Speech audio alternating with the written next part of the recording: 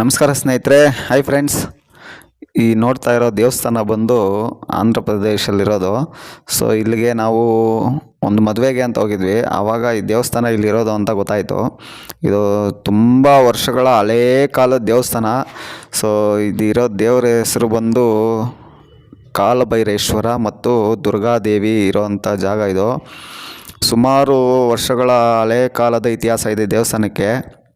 ಮುಖ್ಯವಾಗಿ ಈ ದೇವಸ್ಥಾನದಲ್ಲಿ ಏನಪ್ಪ ಅಂತಂದರೆ ಒಂದು ಕಲ್ಲಿದೆ, ಈ ಗರುಡಗಂಬ ಕಲ್ಲು ಅಂತಾರಲ್ಲ ಅದು ಇದೆ. ಅದರ ಕೆಳಗಡೆ ಕರ್ಚೀಪ್ ಹಾಕಿದ್ರೆ ಕ್ಲೀನಾಗಿ ಈ ಕಡೆಯಿಂದ ಆ ಕಡೆ ಬರುತ್ತೆ. ಸೊ ನಾವು ಇದನ್ನು ಚೆಕ್ ಮಾಡಬೇಕು ಅಂತ ಅಂದ್ಕೊಂಡ್ವಿ. ಫಸ್ಟು ಇದು ಆಚೆ ಕಡೆ ನಾವೆಲ್ಲ ನೋಡ್ತಾ ಇದ್ವಿ. ಸುಮಾರು ವರ್ಷಗಳ ಹಳೆ ಕಾಲದ ದೇವಸ್ಥಾನ ಇದು. ಸೊ ಇದಿರೋ ಜಾಗ ಬಂದು ಆಂಧ್ರ ಪ್ರದೇಶ್ ಲೇಪಾಕ್ಷಿ ಅನ್ನೋ ಒಂದು ಊರಲ್ಲಿರೋದು ಇದು. ಸೊ ಲೇಪಾಕ್ಷಿ ಏನು ಜಾಸ್ತಿ ದೂರ ಏನಿಲ್ಲ ನಮ್ಮ ಕರ್ನಾಟಕದಿಂದ. ಸೊ ನಮ್ಮ ಬೆಂಗಳೂರಿಂದ ಮ್ಯಾಕ್ಸಿಮಮ್ 100 ಕಿಲೋಮೀಟ್ರ್ ಆಗುತ್ತೆ ಅಷ್ಟೇ.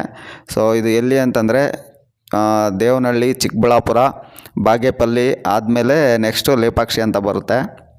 ಅಲ್ಲಿರೋದು ಜಾಗ ಇದು. ಇದು ತುಂಬ ಇತಿಹಾಸ ಇರೋವಂಥ ಜಾಗ ಇದು. ಚೋಳರ ಕಾಲದ ದೇವಸ್ಥಾನ ಅಂತಲೇ ಹೇಳ್ಬೋದು.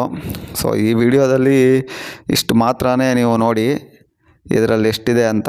ಯಾಕಂದರೆ ಇದು ಬಂದು ಹೊರಗಡೆ ಇರೋದು. ಸೊ ದೇವಸ್ಥಾನದ ಒಳಗಡೆನೂ ನಾನು ನೆಕ್ಸ್ಟ್ ವಿಡಿಯೋದಲ್ಲಿ ನಿಮಗೆ ಸಿಗುತ್ತೆ. ಇದು ತುಂಬ ವರ್ಷದ ಹಳೆ ಕಾಲದ ದೇವಸ್ಥಾನ. ನಿಜವಾಗ್ಲೂ ನನಗೆ ತುಂಬ ಖುಷಿಯಾಯಿತು. ಸೊ ಇದು ನಮ್ಮ ಕರ್ನಾಟಕದಲ್ಲಿ ಹಂಪೆ, ಬೇಲೂರು, ಹಳೇಬೀಡು, ಹಂಪೆ ಎಲ್ಲ ಗೊತ್ತಲ್ಲ, ಬಾದಾಮಿ, ಪಟ್ಟದಕಲ್ಲು. ಸೊ ಅದೇ ರೀತಿ ಇದು ಆಂಧ್ರ ಪ್ರದೇಶಲ್ಲಿರೋದು. ಸೊ ಲೇಪಾಕ್ಷಿ ಅಂತ ಊರ ಹೆಸರು.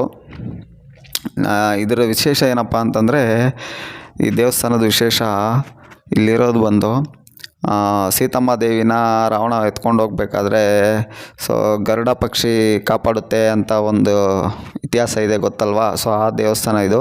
ಸೊ ಇಲ್ಲಿ ಈ ದೇವಸ್ಥಾನದಲ್ಲಿ ಸೀತಮ್ಮ ಅವ್ರ ಹೆಜ್ಜೆ ಕೂಡ ಇರೋದು ಗುರ್ತಿದೆ. ಸೊ ಅಲ್ಲಿ ಯಾವಾಗೂ ನೀರು ನಿಂತೇ ಇರುತ್ತಂತೆ. ಎಷ್ಟೇ ಬಿಸಿಲು ಬಂದ್ರೂ ಅಲ್ಲಿ ಮಾತ್ರ ನೀರು ಖಾಲಿ ಆಗೋದೇ ಇಲ್ಲ ಅಂತ ಹೇಳ್ತಾರೆ. ಸೊ ಅದನ್ನು ನೆಕ್ಸ್ಟ್ ವೀಡಿಯೋದಲ್ಲಿ ತೋರಿಸ್ತೀನಿ. ಸದ್ಯಕ್ಕೆ ಇದು ಹೊರಗಡೆ ನೋಡೋವಂಥ ವಿಡಿಯೋ ಇದು. ಸೊ ಇನ್ನೂ ದೇವಸ್ಥಾನದ ಒಳಗಡೆ ಹೋಗಿಲ್ಲ, ಹೋದ್ಮೇಲೆ ಆ ವಿಡಿಯೋ ತೋರಿಸ್ತೀನಿ.